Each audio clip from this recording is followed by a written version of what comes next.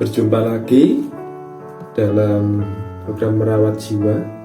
Saat ini kita akan bersama-sama merenungkan sabda Tuhan yang diambil dari kitab Keluaran 20 ayatnya 1 sampai 17. Lembaga Alkitab Indonesia memberikan judul ke-10 firman. Lalu Allah mengucapkan segala firman ini, Akulah Tuhan Allahmu yang membawa engkau keluar dari tanah Mesir, dari tempat perbudakan. Jangan ada padamu Allah lain di hadapanku.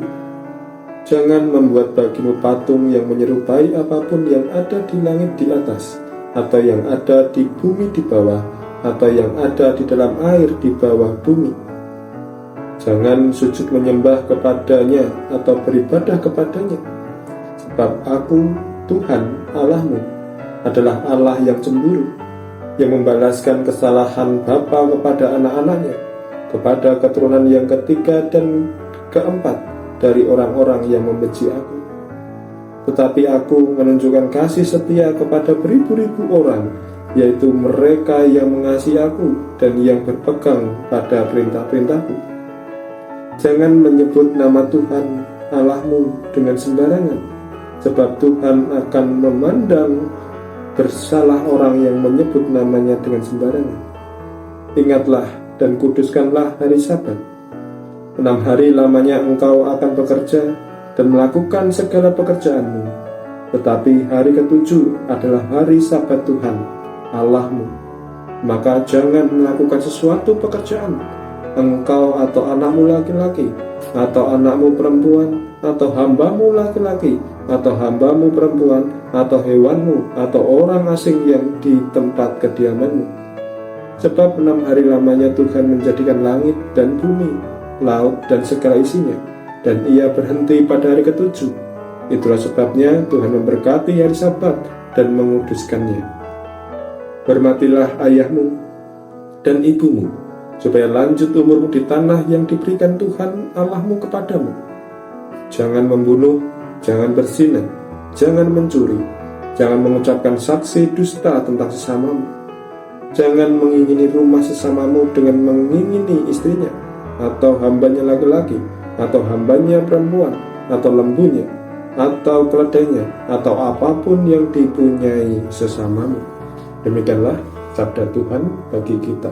Tema renungan kita saat ini, kasih setia Allah bagi mereka yang mengasihi Allah dan memegang perintahnya. Nas kita pada ayat 6, tetapi aku menunjukkan kasih setia kepada beribu-ribu orang, yaitu mereka yang mengasihi aku dan yang berpegang pada perintah-perintahku. Pada dasarnya manusia menginginkan kehidupan yang dijalani dengan merdeka, penuh dengan kebebasan. Dasar inilah yang kemudian menjadikan manusia melihat kehadiran hukum sebagai wujud dari perampasan akan kemerdekaan hidup. Mau tidak mau, manusia yang hidup akan selalu hidup di dalam hukum-hukum yang ada, baik hukum agama, hukum negara, hukum adat, dan hukum-hukum lainnya. Apapun itu hukum, dalam KBBI setidaknya mendefinisikan hukum sebagai peraturan atau adat yang secara resmi dianggap mengikat, yang dikukuhkan oleh penguasa atau pemerintah, sebagai undang-undang, peraturan, dan sebagainya yang mengatur pergaulan hidup masyarakat. Dari definisi tersebut dapat kita pahami bahwa kehadiran hukum bersifat mengikat. Banyak orang yang menginginkan hidupnya dengan tidak mau terikat oleh hukum, sehingga memunculkan ungkapan, peraturan dibuat untuk dilanggar. Setiap pelanggaran hukum sudah pasti akan diperhadapkan dengan konsekuensinya sendiri. Konsekuensi tersebut baik yang langsung, seperti sanksi sosial, penjara, bahkan hingga fisik, maupun yang tidak langsung. Hal ini bersifat rohani. Setelah Allah turun ke Gunung Sinai dan disaksikan oleh bangsa Israel, maka Musa seorang diri yang diperkenan untuk naik mendatangi Tuhan. Dalam perjumpaan Musa dengan Tuhan memberikan hukum-hukum bagi bangsa Israel yang kita kenal dengan Dekalog atau Dasa Titah, 10 perintah Allah.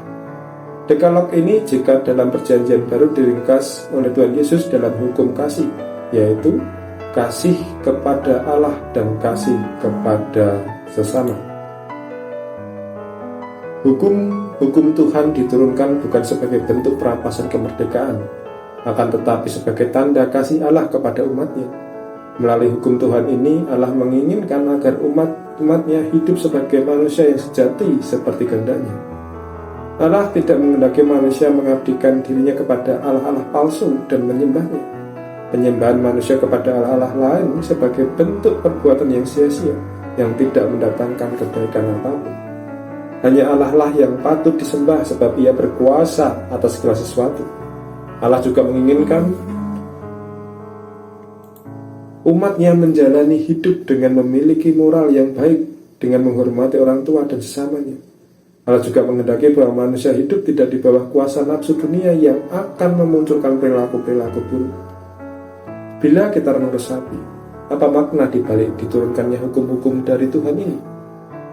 Tuhan menginginkan manusia kembali kepada hakikatnya seperti semula, yaitu hidup di dalam kekudusan seperti awal penciptaan, yaitu dalam kondisi yang baik.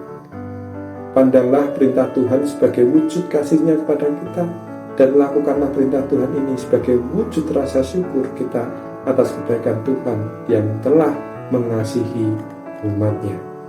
Amin. Kiranya Tuhan memberkati kita.